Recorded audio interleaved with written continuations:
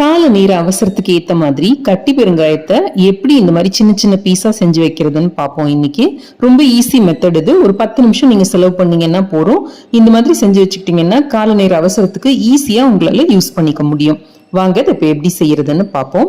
கட்டி பெருங்காயம் இந்த மாதிரி கிடைக்கும் இல்லையா, இதை கவரை எடுத்துட்டு நல்ல கையிலேயே இந்த மாதிரி ஸ்ட்ரெச் பண்ணிக்கோங்க. எவ்வளவு தூரம் தின்னா ஸ்ட்ரெச் பண்ண முடியுமோ இந்த மாதிரி ஸ்ட்ரெச் பண்ணிக்கோங்க. அதுக்கப்புறம் ஒரு சிசர் வச்சு நீட்டா இந்த மாதிரி கட் பண்ணிக்கோங்க. நான் கட் பண்ணிருக்கிறது பாத்தீங்கன்னா ஒன்னொன்னு ஒரு அளவுல இருக்கும். அதுக்கான காரணத்தையும் நான் சொல்றேன். இப்போ சட்னி அந்த மாதிரிக்கெல்லாம் நமக்கு ரொம்ப கம்மியா போதும். இப்ப சாம்பார் பருப்பு அந்த மாதிரி ஏதாவது வைப்போம் பாத்தீங்களா, அப்ப நமக்கு கொஞ்சம் கூட தேவைப்படும்.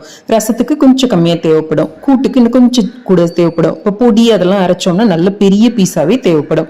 சோ இந்த மாதிரி கலவையா ஒரு சின்ன சின்ன பீசஸ் கொஞ்சம் பெரிய பீசஸ் கொஞ்சம்னு நான் இந்த மாதிரி வெட்டி வச்சுப்பேன். ஸோ தேவைக்கேற்றபடி நமக்கு அந்த பீஸ் எடுக்கிறதுக்கு ரொம்பவே வசதியா இருக்கும். இப்போ இதையும் நல்ல எந்த அளவுக்கு தின்னா அமுத்தி இந்த மாதிரி வச்சுக்கிட்டீங்கன்னா சீக்கிரம் காஞ்சிரும். இந்த மாதிரி எல்லாத்தையுமே நம்ம சின்ன சின்ன பீஸா கட் பண்ணி எடுத்துக்கலாம். இது நான் ஏற்கனவே செஞ்சு வச்சதோட பாக்கி.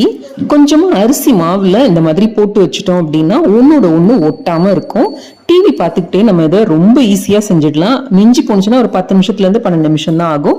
இந்த மாதிரி எல்லாத்தையும் கட் பண்ணிட்டு கொஞ்சமா அரிசி மாவு போட்டு தூவி ஒரு 2-3 மணி நேரம் காய வச்சிட்டீங்கன்னா போதும், நல்லா காஞ்சிரும். அதுக்கப்புறம் ஒட்டாது ஒன்னோட ஒண்ணு. எடுத்து அஞ்சரை பெட்டியில போட்டு வச்சுக்கிட்டீங்கன்னா நம்ம தேவைக்கு எப்படி வேணுமோ அப்படி எடுத்து யூஸ் பண்ணிக்கலாம். பெருங்காயத்துல நச்சு பொருள் இருக்கும். ஸோ அதை கண்டிப்பா பொரிச்சோ இல்ல வெந்நீர்ல நல்லா ஊற வச்சோ தான் யூஸ் பண்ணணும்.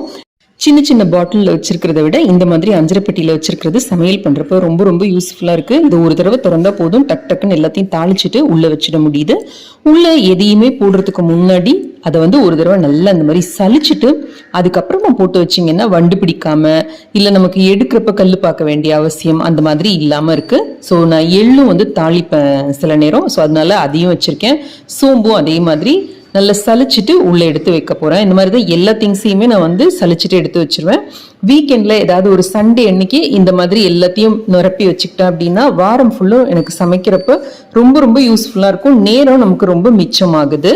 வெயில் நாள்ல இதுல வைக்கிற எல்லாத்தையும் நல்ல வெயில் ஒரு தடவை காய போட்டு ஆற போட்டு எடுத்து உள்ள வச்சிருவேன். மழை நாளா இருந்ததுன்னா லேசா ஒரு வறுத்துட்டு எடுத்து உள்ள போட்டோம்னா வண்டு பிடிக்காம இருக்கும். பொடியா இருந்தாதான் உங்களுக்கு யூஸ்ஃபுல்லா இருக்கும் அப்படின்னு நினைச்சீங்கன்னா எண்ணெய் வைக்கிறப்ப அதுல போட்டு பொரிச்சு எடுத்து அதை ஆற வச்சு பொடி பண்ணி வச்சுக்கலாம். இல்ல வெறும் எண்ணெய் சட்டிலையோ இல்ல தோசைக்கல்லையோ போட்டு லேசா வறுத்துட்டு கூட அதுக்கப்புறமா நீங்க பவுடர் பண்ணி வச்சுக்கிட்டீங்கன்னா பவுடராவும் யூஸ் பண்ணிக்கலாம். தேங்க்ஸ் ஃபார் வாட்சிங்.